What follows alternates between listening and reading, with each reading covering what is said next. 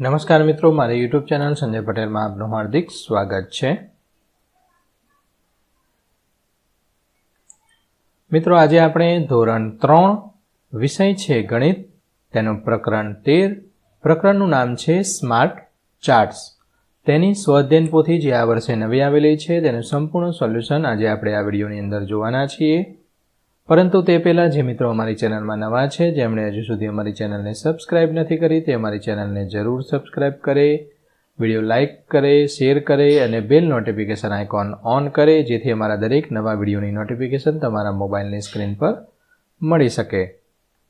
મિત્રો, આ દરેક વિડીયોનું PDF સ્વરૂપે સોલ્યુશન મેળવવા માટે તમારા મોબાઈલના પ્લે સ્ટોરમાં વિશ્વગુરુ સર્ચ કરી એપ્લિકેશન ઇન્સ્ટોલ કરી શકશો। તદ્દન ફ્રી એપ્લિકેશન છે, કોઈપણ પ્રકારનો ચાર્જ તમારી પાસેથી લેવામાં આવતો નથી। શરૂઆતની સ્ક્રીન આવી જોવા મળશે, તેમાં સ્વાધ્યાયન પોથી પર ક્લિક કરી ધોરણ પસંદ કરી વિષય પર ક્લિક કરતા વિડીયોના ઓપ્શન પરથી તમે વિડીયો જોઈ શકશો અને પીડીએફના ઓપ્શન પરથી તમે PDF સ્વરૂપે સોલ્યુશન મેળવી શકશો। ખૂબ જ સારી એપ છે, એકવાર જરૂર ડાઉનલોડ કરીને જોજો। ચાલો સોલ્યુશન શરૂ કરીએ। તેનો પ્રશ્ન પહેલો, ઉદાહરણ મુજબ ટેલિગ્રામ કરો। હવે જો ઉદાહરણમાં અહીંયા આપેલું છે, આ તમને સમજાવી દઉં એક કે અહીંયા 5 આપેલા છે, તો કઈ રીતે કરવાનું? 5 માટે આ 1 2 3 અને આ 4 લીટા, 4 ને એક પાંચમો આડો લીટો, ફરીથી 1 2 3 અને 4 અને પાંચમો આડો લીટો। આનો મતલબ આડો લીટો હોય એટલે આપણને ખબર પડી જાય કે આ 5 છે, આડો લીટો છે આમાં, તો આ 5 છે। ઓકે, આ રીતે તો આ 5, 10 માટે આ 5 કરવાના અને આ બીજું 5 કરવાનું, 9 માટે અહીંયા 5 કરવાનું અને આ 4 લીટા કરવાના, આડો કરવાનો નથી। અહીંયા 12 માટે 5 અને 5 10 અને 2 લીટા 12, અહીંયા 3 લીટા। 17 માટે 5 ને 5 10 ને 5 15 અને 2 17। 11 માટે 5 અને 5 10 ને 1 11, અહીંયા 5 ને 1 આ 6, અહીંયા 5 5 5 3 વાર એટલે 5 તારી 15 ને આ 3 18। 20 માટે દરેક છે આ 5 5ના જૂથ કરવાના છે। પ્રશ્ન 2, ઉદાહરણ મુજબ ટેલિગ્રામની સંખ્યા બોક્સમાં લખવાની છે। હવે આ અગાઉ કીધું તેમ આ જુઓ એટલે ખબર પડી જાય, 5 5 ને 2 7, આ 4 તો અહીંયા 4, આ 5 ને 1 6, અહીંયા 5 ને 4 9, અહીંયા 5 ને 5 10 ને 2 12, તો અહીંયા 12, અહીંયા 5નું આડો લીટો હોય એટલે આ 5 આ 5 તો 10 ને 5 15, આ 5 ને 2 7। અહીંયા ઉદાહરણ છે એ જ આપેલું છે અહીંયા। પ્રશ્ન 3, કોષ્ટક પરથી યોગ્ય વિકલ્પ પસંદ કરી જવાબ આપવાના છે। ગમતું ફળ, તો આ કેરી છે એ 15 બાળકોને ગમે, સફરજન 12 બાળકને, ચીકુ 8 બાળકને, નારંગી 7 ને, પપૈયું 3 ને। તો આ પ્રમાણે છે જવાબ આપવાના છે। બાળકોને કયું ફળ સૌથી વધારે ગમે? કેરી। સૌથી ઓછું ફળ પપૈયું। ચીકુ કેટલા બાળકોને ગમે? 8 બાળકોને। 7 બાળકોને ગમતું ફળ નારંગી। સૌથી વધુ અને સૌથી ઓછું ગમતું ફળનો તફાવત, સૌથી વધુ છે 15, સૌથી ઓછા 3, 15 માંથી 3 જાય તો 12 જવાબ આવે। તે જ રીતે પ્રશ્ન 4, 5મી જૂન વિશ્વ પર્યાવરણ દિન નિમિત્તે તમારી શાળામાં થયેલ વૃક્ષારોપણના આધારે પ્રશ્નના જવાબ આપવાના છે। તો લીમડો કેટલા? 10 રૂપિયા, સરગવો 6, નીલગરી 3, ગુલમોહર 4। તો હવે અહીંયા આ જે એક ઝાડ છે એને એક વૃક્ષ દર્શાવે છે, એક વૃક્ષ ગણાય। તો અહીંયા લીમડો છે એ 10 છે, કેટલા છે અહીંયા 10, તો 10 ઝાડ કરવાના, 1 2 3 4 5 6 7 8 9 અને આ 10 ઝાડ થઈ ગયા। તે રીતે સરગવો, તો સરગવો કેટલા છે? 6, તો 6 ઝાડવા દોરવાના, 1 2 3 4 5 અને 6। નીલગિરી કેટલી છે? 3, તો અહીંયા 1 2 અને 3 દોરવાના અને ગુલમોહર 4 છે, તો અહીંયા 4 ઝાડવા દોરવાના। ઓકે, સમજાઈ ગયું? એક એટલે એક ઝાડવું, એક ઝાડવું એટલે એક સમજવાનું। નીચે પાસાની રમત કઈ બાજુ કેટલી વાર આવે તેની વિગત આપેલી છે, તેના આધારે આવૃત્તિ વિતરણ કોષ્ટક દોરો, ચિત્ર આલેખ બનાવો, પ્રશ્નોનો જવાબ આપો। અહીં કેટલી વાર આવે તો જુઓ, આ જે ટપકું છે 1 અંક આવે એ 5 વખત આવે, તો આ 5 આ રીતે બનાવી દેવાના, 4 લીટા અને એક આડું, આડું આવે એટલે ખબર પડી જોઈએ 5 થઈ ગયા। અહીંયા જે આ 2 વાળું છે એ 4 વખત આવે, તો આ રીતે આવૃત્તિ। આ 3 વાળું 3 વાર એટલે આ રીતે, આ 5 વાર આવે છે તો 5 લીટા, આ 6 વાર આવે છે તો 5 ને 1 6, કયું? આ 5 નંબરનું। ઓકે, હવે આગળ આવશે આ 7 6 વાળું છે એ 7 વખત, તો 5 ને 2 7. પ્રશ્નનો જવાબ, પાસાની આ જે બાજુ છે આ રહીએ, જો આ બંને સરખી, કેટલી વાર આવે છે? તો 7 વખત આવે છે, તો અહીંયા 7 લખી દેવાના. પાસાની કઈ બાજુ સૌથી ઓછી વાર આવે છે?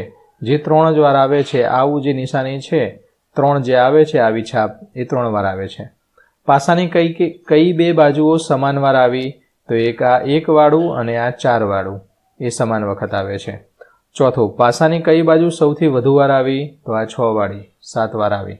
અહીંયા છેલ્લું હતું ને આ રહ્યું, આ સૌથી વધુ 7 વખત.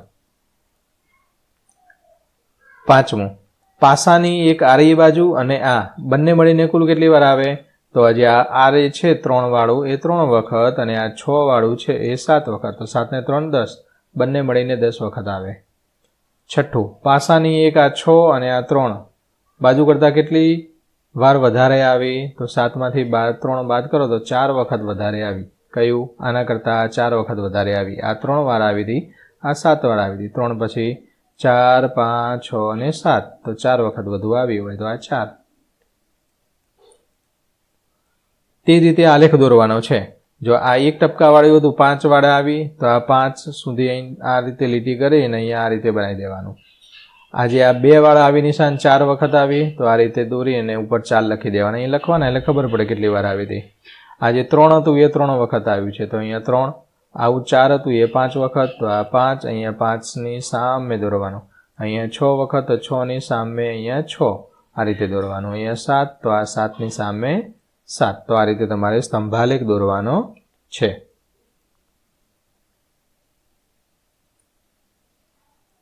પ્રશ્ન 6, ધોરણ 3માં અઠવાડિયામાં ગેરહાજર રહેલા વિદ્યાર્થીઓને અહીંયા ચિત્ર આપેલા છે, તો સમજાવી દઉં તમને. સોમવારે વિદ્યાર્થીઓની સંખ્યા તો કેટલા ગેરહાજર રહ્યા? 2 જણા.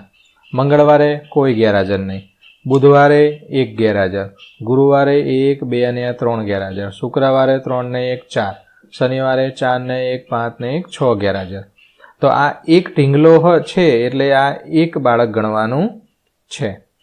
તો કયા દિવસે સૌથી વધુ વિદ્યાર્થીઓ ગેરહાજર રહ્યા? તો શનિવારે. જુઓ આટલા બધા ગેરહાજર છે શનિવારે. બીજું, શુક્રવારે વર્ગમાં કેટલા વિદ્યાર્થીઓ હાજર રહેલ? તો 4.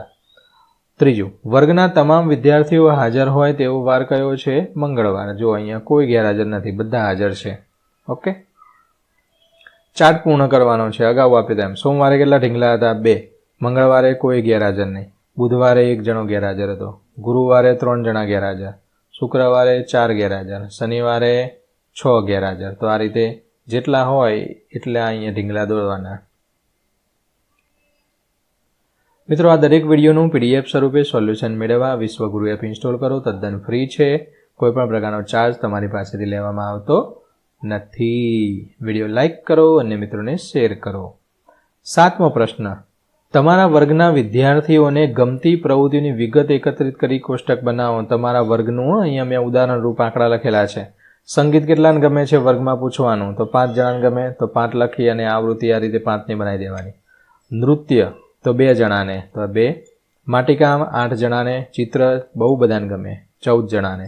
ચીટકકામ ચીપકાવાનું કાગળ ને એ બધું, આ 6 જણાને. અને વાંચવાનું 7 જ જણાને. બોલો. ઓકે, કોષ્ટક પરથી પ્રશ્નના જવાબ લખવાના છે.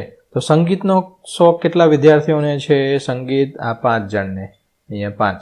માટીકામનો શોખ 8 જણને, તો અહીંયા 8. સૌથી વધુ પસંદગીનો વિષય 14 જણાને ગમે, સૌથી વધુ તો ચિત્રકામ. સૌથી ઓછો નૃત્ય. કેટલા? તો 14 વિદ્યાર્થી. ચોથામાં સૌથી ઓછું નૃત્ય, કેટલા? 2 જણા. માટીકામ અને ચિત્રકામ વિદ્યાર્થીઓને ગમતી પ્રવૃત્તિ, 2નો સરવાળો કરો તો 22 થશે. હવે એ જે બાળકો હતા એમાં માટી, ચિત્ર અને ચિત્રકામના શોખ ધરાવતા કુલ વિદ્યાર્થીઓ 28 થાય છે આ ત્રણેયના. હવે અહીંયા સંગીત કેટલાને ગમતું હતું? 5ને. તો અહીંયા 5 જોઈ અને અહીંયા આ રીતે આલેખ દોરી દેવાનો. નૃત્ય, નાટક એટલે જે સંગીત છે તે 2 જણાને. માટીકામ છે 8, તો અહીંયા 8 આ રીતે અહીંયા આ રીતે દોરી દેવાનું. 8નું ઉપર લખી દેવાના 8. ચિત્રવાળા અહીંયા આ 14. ઓકે, અહીંયા 6 છે એ આટલે સુધી અને આ 7 વાંચન માટે. તો આ જોતું જવાનું અને આ રીતે સ્તંભાલેખ દોરવાનો છે.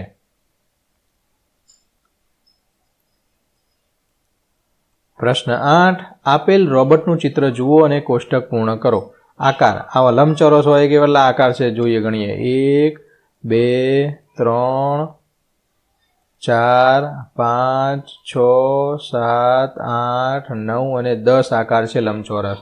તો અહીંયા 10 લખી અને આવૃત્તિ આ રીતે બનાવી દેવાની 5 5નું. સમજાયું હતું ને? એક આડો લીટો એટલે 5. હવે ફરીથી ગોળ કેટલા છે? તો 1 2 3 4 5 6 અને આ 7. તો અહીંયા 7. ચાલો ફરીથી ત્રિકોણ કેટલા છે? આ એક મોટો ત્રિકોણ 1 2 3 4. ઓકે 4 જ છે 4. અને સ્ટાર કેટલા છે? આ એક જ સ્ટાર છે માટે 1. હવે આના પરથી આ કોષ્ટક બનાવવાનું છે. તો લંબચોરસ 10, વર્તુળ 7, ત્રિકોણ 4, સ્ટાર 1. આ રીતે તમારે કરી દેવાનું છે. તો મિત્રો આશા રાખું કે આ વિડીયો છે તેનું સોલ્યુશન તમને સારી રીતે સમજાઈ ગયું હશે. દરેક વિડીયોનું PDF સ્વરૂપે સોલ્યુશન મેળવવા વિશ્વગુરુ એપ ઇન્સ્ટોલ કરો. તદ્દન ફ્રી છે. કોઈપણ પ્રકારનો ચાર્જ તમારે એપ્લિકેશન વાપરવાનો આપવાનો નથી. ફરી મળીશું આગળના વિડીયોમાં. ત્યાં સુધી આવજો.